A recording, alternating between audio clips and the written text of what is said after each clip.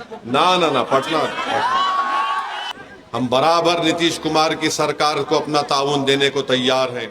अस्सलामु अलैकुम रहमतुल्लाहि व बरकातुहू। जी हाँ दोस्तों, इस वक्त जो है बहुत बड़ी खबर सामने निकल के आ रही है। जी हाँ दोस्तों, ये ऐसी खबर जिसके सुनने के बाद आपका खून भी खोल जाएगा। जी हाँ दोस्तों, आपका खून भी खोल जाएगा।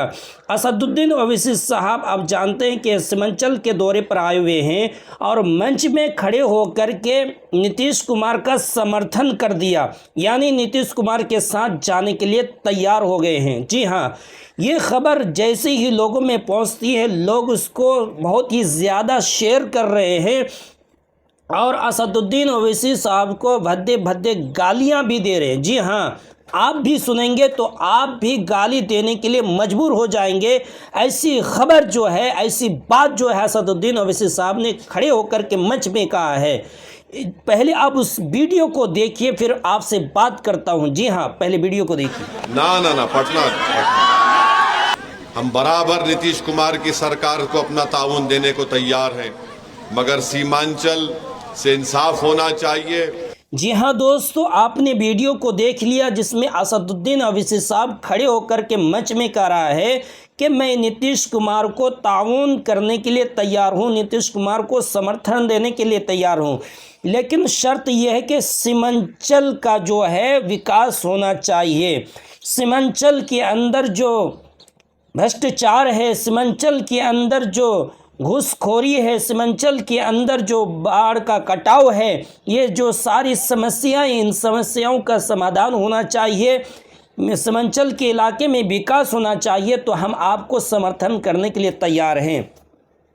इसके बाद लोग इस वीडियो को बहुत ही ज़्यादा वायरल कर रहे हैं और सोशल मीडिया के अंदर बहुत ही ज़्यादा गालियां दे रहे हैं। यहाँ तक कि कोई दलालुद्दीन लिख रहा है, कोई मवेशी लिख रहा है और कोई दलाल लिख रहा है और कोई बीजेपी का एजेंट बता रहा है और कोई कह रहा है कि ये तो खुद बीजेपी है, ये तो सिर्फ पर्दा लगा हुआ है, अंदर से ये बीजेपी है। लोग तरह तरह की गालियां दे रहे हैं, लेकिन मेरे भाई ऐसे जाहिल किस्म के लोग हैं, ऐसे लोग जाहिल हैं जो ये राजनीति के बारे में कुछ भी नहीं जानते। ये जाहिल किस्म के लोग हैं जो ऐसी बातें लिखते हैं और ऐसी वीडियो को शेयर करके लोगों में गलत फहमियाँ फैला रहे हैं। लेकिन हकीकत क्या दोस्तों, आप जानते हैं कि फ़िलहाल अभी नीतीश कुमार की सरकार बन गई है, बीजेपी की तरफ से कोई सरकार नहीं है, नीतीश कुमार सरकार बने हुए हैं। और जैसे ही 14 तारीख को रिजल्ट आया, वैसे ही रिजल्ट आने के बाद फ़ौरन बाद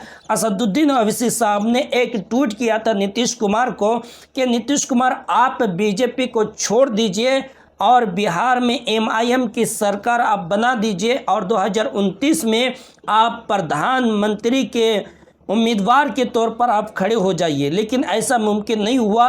लेकिन नीतीश कुमार की सरकार बनने के बाद नीतीश कुमार को जो जो पद चाहिए था उनको नहीं मिला, इसलिए नीतीश कुमार संतुष्ट नहीं है। इसलिए नीतीश कुमार ये पेश में है, क्या किया जाए, बड़े सोच में पड़े हुए हैं।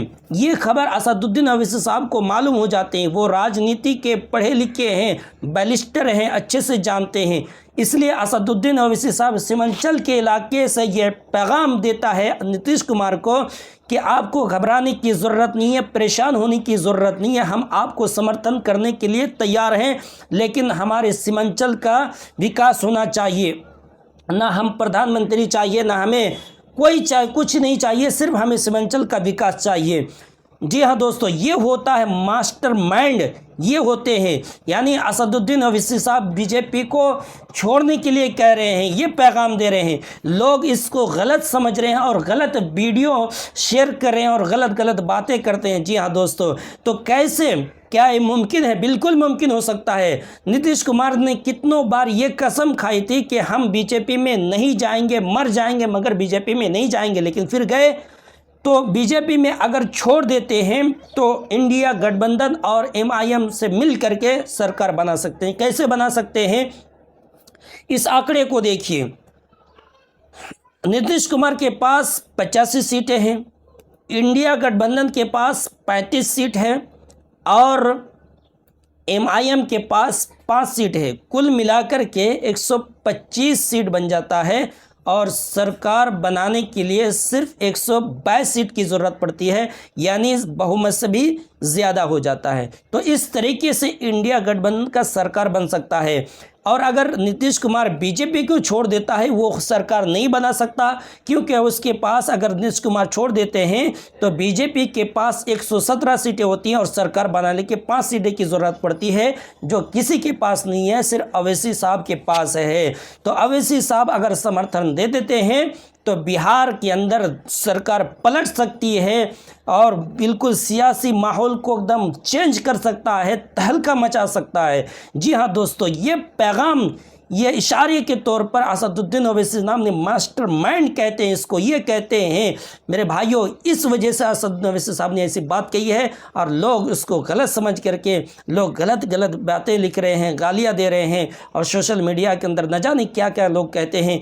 ऐसे लोग राजनीति के बारे में कुछ नहीं जानते। ये सीमांचल के जो खास तौर पर हमारे जो मुसलमान भाई हैं, ये राजनीति के बारे में कुछ नहीं जानते थे। ये जैसे ओवैसी साहब आए, थोड़ी बहुत जानकारी हुई और लोग उल्टी सादी बातें करने लगे। पहले तो क्या होता था, हमारे गांव में गांव के विधायक जो होता है कोई जानता भी नहीं था, आज तक भी नहीं जानते। ऐसे कैसे बहुत सारे ऐसे विधायक जो आज तक भी नहीं जानते, लेकिन असदुद्दीन ओवैसी साहब के आने की वजह से बहुत सारे विधायक अभी गाँव में घूम रहे हैं।